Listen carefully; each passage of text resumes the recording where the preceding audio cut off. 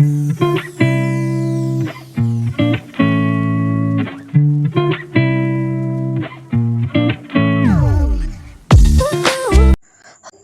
Everyone, welcome back to my channel. वैसे अगर आप मेरे चैनल पर नए तो प्लीज़ चैनल को सब्सक्राइब कर देना, वीडियो अच्छी लगे तो लाइक करना, कमेंट ज़रूर से कर देना। तो हम अपने fan fiction changing your destiny का नेक्स्ट पार्ट स्टार्ट करते हैं। पिछले पार्ट में मैंने देखा था कि रोज़ ने विंग को स्विमिंग पूल में धक्का दे दिया था, बट लकीली वांग जी सही टाइम पे वहाँ पे पहुँच चुका था और विंग को उस स्विमिंग पूल से डूबते हुए बचा लिया था। अब आगे अब हमें वांग जी के मेंशन का सीन दिखाया जाता है जहाँ डॉक्टर आ चुके थे और वो विंग का चेकअप कर रहे थे। मैडम लैन बहुत ज़्यादा वर्ried थी। वो बार बार डॉक्टर से ये पूछ रही थी कि विंग ठीक तो है ना। डॉक्टर मैडम लैन को शांत करवाते हुए कहते हैं कि विंग बिल्कुल ठीक है, बस उसे प्रॉपर रेस्ट और सही टाइम पे खाने की ज़रूरत है। ऐसा कहते हुए विंग की तरफ देखते हुए कहते हैं और पानी भी सही से पीना, ओके। विंग अपने सिर को नोट कर देता है। फिर डॉक्टर वहाँ पे मैडम लैन एंड वांग जी को ग्रीट करके वहाँ से चला जाता है। मैडम लैन राहत की सांस भरते हैं। फिर वो विंग की तरफ देखते हुए कहते हैं, तुम्हें अब ठीक तो लग रहा है ना, तुम्हें कोई प्रॉब्लम तो नहीं हो रहा। विंग अपने सिर को नाम हिलाते हुए कहता है कि वो ठीक है। तभी मैडम लैन विंग की तरफ देखते हुए कहते हैं, वैसे तुम स्विमिंग पूल की तरफ क्यों गए थे। मैडम लैन की बात को सुनते ही विंग अपने मन में ही सोचता है, क्या उसे बताना चाहिए कि एक वेटर उसके पास आया था और उससे कहा था कि वांग जी बाहर उसके लिए वेट कर रहा है। और जब वो वहाँ गया तब उसे पीछे से किसी ने धक्का दिया और वो पर्सन और कोई नहीं, रोज़ थी। विंग थोड़ी देर तक तो चुप रहता है, लेकिन वो मैडम लैन की तरफ देखते हुए कहता है, असल में पार्टी के अंदर वो बहुत ज़्यादा बोर हो रहा था और उसके आसपास कोई था भी नहीं, इसलिए उसे लगा कि वो थोड़ी देर तक बाहर जाके फ्रेश एयर लेगा। इसलिए वो जब बाहर गया था तो देखा कि वहाँ पे एक स्विमिंग पूल है। वो तो बस उस पूल को देखने के लिए गया था, लेकिन किस तरह से उसका बैलेंस बिगड़ गया और वो उस पूल में गिर गया। फिर विंग मैडम लैन एंड बाकी सब से सॉरी कहते हुए कहता है कि मुझे माफ़ कर दीजिए, मेरी वजह से आप लोगों को इतना ज़्यादा वरीड होने पड़ा। ये सुनते ही मैडम लैन विंग के सिर पर धीरे से पैट करते हुए कहता है कि हम वरीड हुए, ये ज़्यादा बड़ी बात नहीं है। अगर तुम्हें कुछ हो जाता तो तुम्हें नहीं पता कि हमारे ऊपर क्या बीतता। ऐसा कहते हुए वो विंग के सिर को पैट करने लगा। वो बहुत ही लविंगली विंग को देख रहा था। विंग भी समझ पा रहा था कि मैडम लैन जनरली विंग का बहुत ज़्यादा केयर करता है। विंग के दिमाग में अभी भी रोज़ चल रही थी। विंग अपने मन में ही सोचता है, इस रोज़ ने उसके साथ ऐसा क्यों किया। क्या विंग के साथ रोज़ का पहले से ही कोई दुश्मनी था। वो अपने मन में बहुत कुछ सोच रहा था। तभी म्या विंग को उसके ख्यालों की दुनिया से बाहर निकालते हुए कहते हैं, क्या तुम थोड़ा सा केयरफुल नहीं हो सकते हो विंग। पहले भी तुमने ऐसे हरकतें की है। अगर तुम्हें पता है कि तुम्हें स्विमिंग नहीं आती है तो तुम्हें पूल के तरफ जाने की क्या ज़रूरत थी। मैं ऐसे विंग को डांटने लगती है। तभी यानली मैं को शांत करवाते हुए कहते हैं, म्यान प्लीज़ विंग को भी मत डांटो। वैसे भी वो जब वहाँ गया था उसे थोड़ी पता था कि वो वहाँ पर डिसबैलेंस होकर गिर जाएगा। ये सुनते ही मैम मुंह फुलाते हुए कहते हैं, लेकिन फिर भी उसे केयरफुल तो होना चाहिए था ना। तभी यानली मैम को शांत करवाते हुए कहते हैं, ठीक है, नेक्स्ट टाइम से विंग अपना ख्याल रखेगा। ऐसा कहते हुए वो विंग की तरफ देखकर स्माइल करते हुए कहता है ना विंग। विंग भी यानली की तरफ देखता है और स्माइल करके अपने सिर को नोट कर देता है। तभी मैडम लैन बेड से उठते हुए कहती है, मुझे जाना होगा। वांग जी के फादर का कॉल आया था। वो कह रहे थे कि हमें जल्दी घर पहुंचना होगा, वहाँ पर कुछ गेस्ट आए हैं और हमें उन्हें अटेंड करना होगा।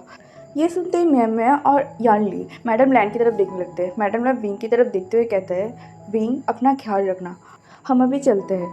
फिर वो वांग जी की तरफ देखते हुए कहते हैं, वांग जी विंग का ख्याल रखना है और उसे ठीक से खाना खिलाना। वांग जी अपने सिर को नोट कर देता है। उसके बाद मैडम लैन विंग की तरफ देखकर स्माइल करते हैं और मैडम लैन, यानली और मैं विंग की बाइक है कि वहाँ से निकल जाते हैं। वांग जी विंग की तरफ देखते हुए कहते हैं, मुझे लगता है तुम्हें भूख लगी होगी, रुको मैं कुछ बना के लाता हूँ।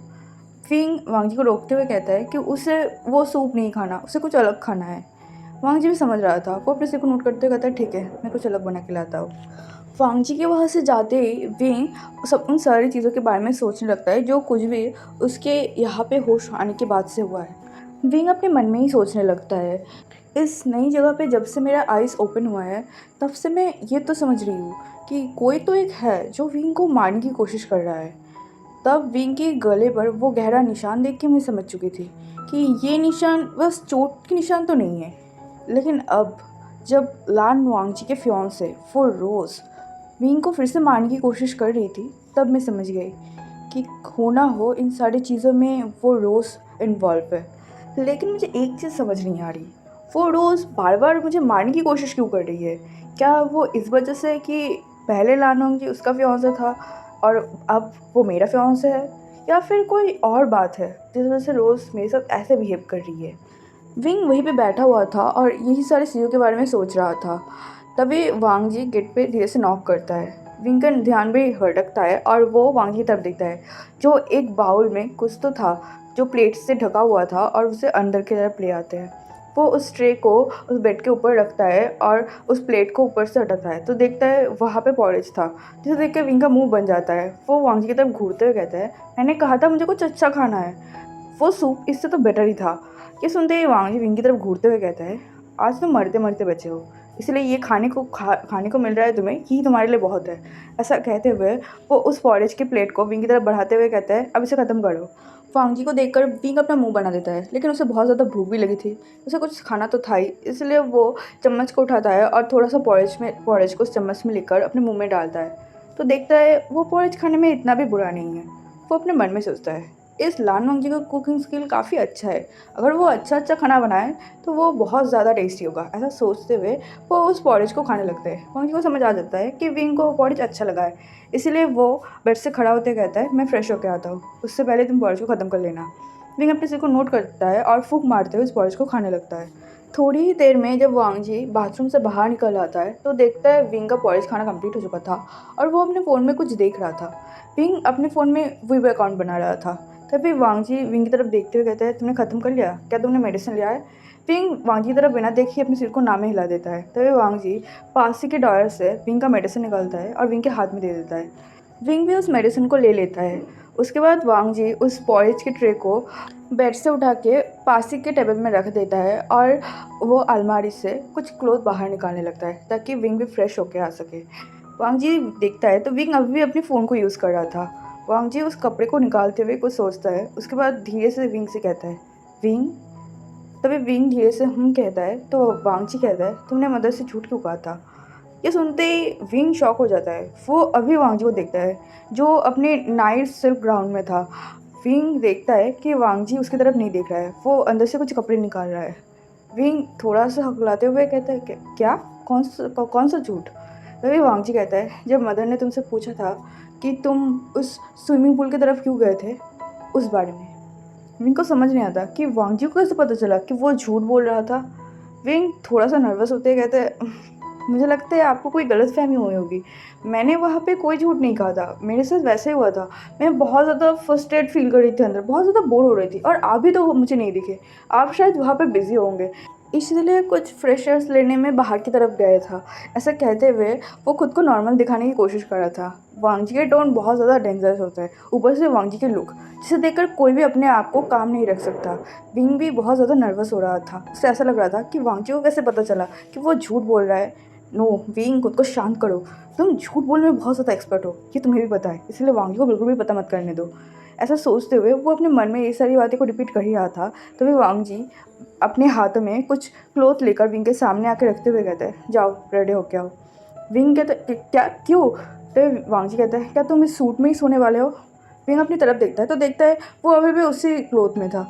विंग को रियलाइज़ होता है कि अगर वो ऐसे ही यहाँ पे इस क्लॉथ में बैठा रहेगा तो फिर शायद पक्का नेक्स्ट डे वो अपने सिर को उठा नहीं पाएगा, इसलिए वो तुरंत ही उस कपड़े को लेता है और बाथरूम में भाग जाता है। विंग बस वांग जी के साथ हुआ ये कन्वर्सेशन को अवॉइड करना चाहता था, इसलिए वो वहाँ से भागकर बाथरूम में आ जाता है। वो अपने मन में ही सोचता है, इस लान वांग जी को चकमा देना इतना भी ईजी नहीं है, इसलिए विंग नॉर्मल बिहेव करने की प्रिटेंड करो, नॉर्मल बिहेव करने की प्रिटेंड करो। खुद से ये सब कहते हुए विंग खुद को शांत करवाता है। उसके बाद एक क्विक शावर लेकर उस कपड़े को पहन कर वो बाहर आता है। वो कपड़ा लान वांग जी का था, इसी वजह से विंग को वो कपड़ा थोड़ा सा बड़ा आ रहा था। विंग जब बाहर आता है तो देखता है वांग जी बेड के एक कोने में बैठा हुआ है, बेड पर टेक लगाकर, और अपने लैपटॉप में कुछ कर रहा है। विंग थोड़ा सा नर्वस होता है, वो सोचता है क्या उसे अपने रूम में चला जाना चाहिए, उसका रूम इस रूम से ज़्यादा दूर नहीं है। ऐसा सोचते हुए वो वांग जी से गुड नाइट कहते हुए कहता है कि वो उसके रूम में जा रहा है, थैंक यू उसका ख्याल रखने के लिए। विंग उस गेट से बाहर निकल पाता तभी वांग जी विंग को रोकते हुए कहता है, रुक जाओ, तुम यही रुको। ये सुनते हैं विंग के सांसें उसके गले में अटक जाता है। वो सोचता है, नो वे नो, लान वांग जी मेरे साथ ऐसा करना बंद करो। फिर वो एक स्माइल करते कहता है, नहीं, वो अपने रूम में जाके सो सकता है, वो ठीक है। तभी वांग जी विंग को घूर के देखते हुए कहता है, मैंने कहा ना यही रहो। वांग जी के ऐसे घूरना देखकर विंग के पास और कोई जवाब नहीं रहता। वो नर्वसली वांग जी के सामने आके खड़ा होते ही कहते हैं, लेकिन इस रूम में तो एक ही बेड है ना, हम कैसे सो सकते एक साथ? तभी वांग जी विंग की तरफ देखते हुए कहता है, मेरे रूम में किंग साइज बेड है। विंग सोचता है, नो वे, क्या ये इंसान चाहता है कि हम दोनों एक ही बेड पर सोए? हाँ, ये बेड बड़ा है लेकिन मैं इस इंसान के इतने करीब नहीं रह सकता। ओह गॉड! मैं अपनी सेकंड लाइफ में हार्ट अटैक से नहीं मरना चाहता। फिर बीइंग नर्वसली वांग जी तरफ देखते हुए कहते हैं, मिस्टर लान देखिए, मैं अपने रूम में जाके सो सकता हूँ और अगर मुझे कोई प्रॉब्लम होगा तो मैं आपको आके बुला सकता हूँ। ऐसा कहते हुए वो वांग जी से आर्ग्यू करने लगा। वो यहाँ पे नहीं सोना चाहता है। वांग जी जब देखता है कि विंग नहीं मारने वाला, वो अपनी जगह से खड़ा होता है और विंग के हाथ को पकड़ लेता है। विंग शॉक हो जाता है। वांग जी तुरंत ही विंग को अपनी गोद में उठा लेता है और उस किंग साइज बेड के एक साइड को विंग को लिटा देता है। विंग बहुत ज़्यादा शॉक हो चुका था। वो तुरंत ही वांग जी की ग्रिप से निकालते हुए वो उसे उठाने वाला था कि वांग जी विंग के दोनों हाथों को पकड़ता है और उस बेड पर पिन करते हुए कहता है, मैंने कहा ना शांत रहो। मैंने जब कहा है कि तुम मेरे साथ सोओगे मतलब मेरे साथ ही सोओगे। वांग जी को अपने इतना करीब देखकर विंग इतना ज़्यादा घबरा जाता है कि वो तुरंत अपने आइज़ को बंद कर देता है। वो महसूस करता है कि वांग जी ने अभी भी उसके हाथ को नहीं छोड़ा था और ना ही वांग जी उससे दूर गया था। नर्वसनेस के मारे वो अपनी लिप्स को बाइट करने लगा था। पिंग ये प्रिटेंड करना तो चाहता था कि वो सो चुका है, लेकिन उसकी नर्वसनेस की वजह से वो प्रिटेंड भी नहीं कर पा रहा था। विंग को ऐसे देखकर वांग जी के फेस पर एक स्माइल आ जाता है। विंग अभी एक लिटिल बनी लग रहा था, जो डर के मारे बहुत ही क्यूट एक्ट कर रहा है। वांग जी धीरे से विंग के हाथ को छोड़ देता है तो विंग तुरंत ही अपने आप को हक कर लेता है। ये देखकर वांग जी के फेस पर एक स्माइल आ जाता है। वो बेड के दूसरी तरफ जाता है, अपने लैपटॉप को बंद करता है और सारी लाइट्स को बंद करते हुए विंग के पास ही लेट जाता है। वो अपने ऊपर ब्लैंकेट को भी ओढ़ देता है और विंग के ऊपर भी ब्लैंकेट को ओढ़ देता है। विंग इतना ज़्यादा नर्वस था कि उसे नींद भी नहीं आ रहा था। वो बस किसी तरह अपने आइज़ को बंद किए हुए था और ये कोशिश कर रहा था कि उसे जल्दी नींद आ जाए, क्योंकि ये इंसान बिल्कुल उसके पास ही लेटा हुआ है और ये विंग के लिए अनबिलीवेबल था। विंग को ऐसे देखकर वांग जी को बहुत ज़्यादा मज़ा आ रहा था। वो सोचता है कि वो विंग को और भी ज़्यादा परेशान करे, इसीलिए वो विंग के कंधे को पकड़ लेता है और उसे तुरंत ही अपनी तरफ कर देता है, जिससे विंग बहुत ज़्यादा शॉक हो जाता है। वो अपनी बड़ी बड़ी आंखों से वांग जी की तरफ देखने लगता है। वांग जी विंग को टाइटली हक कर लेता है, जिससे विंग बस वांग जी को ही घूरे जा रहा था। वांग जी स्माइल करते हुए कहते हैं, क्या हुआ, क्या मैं इतना ज़्यादा हैंडसम हूँ? ये सुनते ही विंग हैरानी से वांग जी की तरफ देखते हुए कहता है, ये इंसान ये क्या कर रहा है मेरे साथ? वांग जी विंग के सिर पर पैट करते हुए कहता है, अब अच्छे बच्चे की तरह मुझे सच बताओ, वहाँ पे क्या हुआ था? विंग का पूरा ब्रेन ब्लैंक हो चुका था। वो समझ नहीं पा रहा था कि क्या हो रहा है उसके साथ। विंग ज़्यादा सोच समझ भी नहीं पा रहा था, इसलिए वांग जी की बात को सुनते ही वहाँ पे जो कुछ भी हुआ था विंग वो सब कुछ बोलने लगता है कि एक वेटर उसके पास आया था एंड उसने कहा था कि वांग जी स्विमिंग पूल की तरफ उसके लिए वेट कर रहा है। विंग जब बाहर गया था तो वहाँ पे कोई नहीं था। वो वांग जी को ढूंढते हुए जब उसे वांग जी नहीं मिला तो वो वहाँ से आने ही वाला था कि किसी ने उसे पीछे से धक्का मार दिया था, जिस वजह से वो उस स्विमिंग पूल में गिर गया था। जब वो स्ट्रगल कर रहा था तब जब वो ऊपर की तरफ देखा तो देखता है कि वहाँ पे रोज़ खड़ी हुई थी, जो उसे देख के स्माइल कर रही थी। विंग ने उसे भी बुलाया था अपनी हेल्प के लिए, लेकिन वो नहीं आई थी। थोड़ी ही देर बाद जब विंग करीब गिव अप कर ही दिया था तभी वांग जी आया था और उसे बचा लिया था। यह सब सुनते ही वांग जी का फेस बिल्कुल डार्क हो जाता है। वो विंग की तरफ देखते हुए कहते हैं, रोज़, क्या तुम श्योर हो वहाँ पे रोज़ ही खड़ी हुई थी? ये सुनते ही विंग को रियलाइज़ होता है कि वांग जी की बातों को सुनकर उसने सब कुछ वांग जी को बता दिया है। वो घबराते हुए वांग जी से दूर जाने की कोशिश करता है, लेकिन वांग जी फिर से उसे टाइटली पकड़ते हुए कहता है, यही रहो, क्या तुम श्योर हो कि वहाँ पे रोज़ ही थी? विंग अपने सिर को नीचे झुका लेता है। वो नहीं बोलना चाहता था क्योंकि उसे लगता था कि अगर वो रोज़ के बारे में कुछ भी कहेगा तो शायद वांग जी को पसंद नहीं आएगा, क्योंकि रोज़ एक टाइम पे वांग जी गर्लफ्रेंड थी। तब भी विंग अपने सिर को उठाते हुए अपने सिर को धीरे से नोट करते हुए कहते हैं, मुझे पता है आपके लिए ये बिलीवेबल नहीं है, लेकिन सच में वहाँ पे रोज़ ही थी। मैंने रोज़ को उस दिन बहुत अच्छे से देखा था जिस दिन वो आपके पास आई थी। इवन मैम ने भी उससे मुझे बहुत अच्छे से दिखाया था एंड उसने ये भी बताया था कि वो लिव फैमिली का छोटा बेटी है। ये सुनने के बाद वांग जी विंग की तरफ देखते हुए कहता है, अच्छा ठीक है तुम सो जाओ। ऐसा कहते हुए वो अपने एक हाथ को विंग की आँख के सामने रख देता है। विंग शॉक हो जाता है। वो सोचता है क्या वांग जी उसे डांटने नहीं वाला उसके एक्स फियांसे के बारे में ये सब बोलने की वजह से। विंग थोड़ी देर तक तो अपनी आइज़ को ओपन करके वांग जी को उस हाथ को देखता है जो विंग के हाथों के आंखों के ऊपर था। फिर वो धीरे धीरे अपनी आइज़ को क्लोज कर लेता है।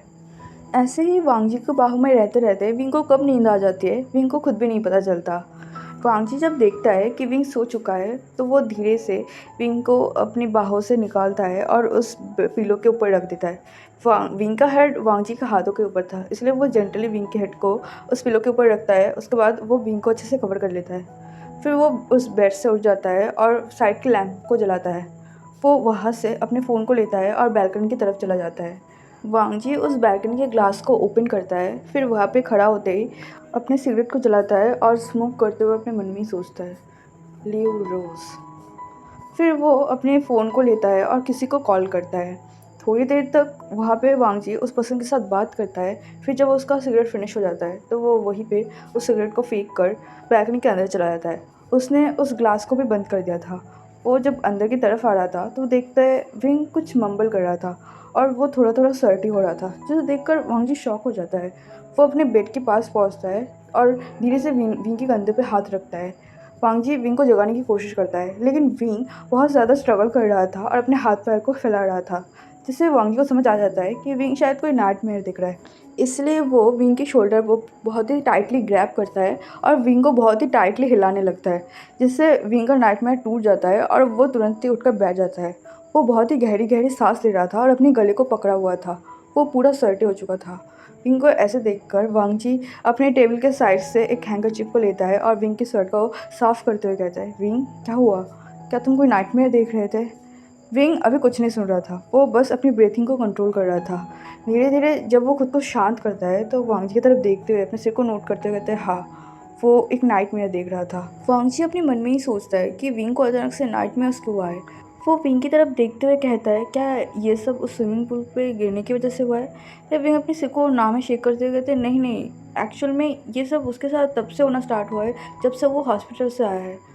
वांग जी शॉक हो जाता है। वो विंग की तरफ देखते हुए कहता है, तुमने मुझे पहले क्यों नहीं बताया था कि तुम्हें नाइट्स में आ आते हैं? विंग अपने सिर को झुकाते हुए कहता है, एक्चुअली मुझे नहीं लगा था कि ये बताने की चीज़ है। तभी वांग जी एक गहरा सांस भरते हुए कहते हैं, वैसे तुम्हें नाइट्स में इसमें आते क्या है? विंग कहता है, एक्चुअल में मुझे ऐसा लगता है कि कोई तो है जो एक रस्सी से मेरे गला को दबोचने की कोशिश कर रहा है और मैं बस सांस लेने के लिए अपने आप को छुड़ाने की कोशिश कर रहा होता हूँ। ये सुनते ही वांग जी शॉक हो जाता है। वो विंग की तरफ देखते हुए कहता है, क्या तुमने उस पर्सन का फेस देखा है जो तुम्हारे गले को दबोचने की कोशिश कर रहा है? विंग अपने सिर को नामे हिलाते हुए कहता है, नहीं, उसे नहीं पता कि ऐसा उसके साथ कौन करता है, लेकिन उसका ये नाइटमेयर्स बस इतना ही होता है कि कोई तो पीछे से विंग की गले को दबाने की कोशिश करता है और विंग बस स्ट्रगल करता है उस अपने आप को छुड़ाने के लिए। वांग जी थोड़ी देर तक इस बारे में सोचता है। उसके बाद वो विंग के फेस को उस हैंकरचिप से क्लीन करते हुए कहता है, ठीक है, अब सो जाओ। विंग वांग जी की तरफ देखते हुए कहता है, तुम टेंशन मत लो, ये तो बस एक नाइटमेयर ही है। वांग जी अपने सिर को नोट करते हुए कहते हैं, हाँ, सो जाओ। ऐसा कहते हुए वो विंग को फिर से सुला देता है। वांग जी विंग के पास ही लेट जाता है और विंग की तरफ देखने लगता है। विंग ने अपनी आंखों को बंद कर लिया था और फिर से सोने की ट्राई कर रहा था। विंग को ऐसे नाइट्समेयर के बाद तुरंत ही नींद तो नहीं आता था, लेकिन धीरे धीरे उसे नींद आ जाता था। और आज तो वांग जी के साथ था, वांग जी के वक्त के साथ, इसलिए उसे थोड़ा जल्दी ही नींद आ जाती है। वांग जी जब देखता है कि विंग सो चुका है, वो सीलिंग की तरफ देखते हुए सोचता है, मुझे लगता है ये सब विंग के पास्ट के रिलेटेड है। विंग के साथ जो कुछ भी हुआ था उस टाइम पे वो बहुत ज़्यादा भयानक था, जिस वजह से विंग अपना मेमोरी तक लॉस कर चुका है एंड अभी उसे नाइटमेयर्स तक आ रहे हैं। ऐसा सोचते हुए वांग जी भी अपने आइज़ को बंद कर लेता है और वो भी सो जाता है। अब हमें नेक्स्ट डे का सीन दिखाया जाता है, जहाँ पे विंग वांग जी से परमिशन लेकर बाहर आया था। वांग जी ने विंग से कहा था कि वो अपने साथ म्यांमार को लेके जाए, लेकिन विंग ने कहा था कि उसे पर्सनली कुछ चीज़ें खरीदना है, इसलिए वो बाहर जाना चाहता है।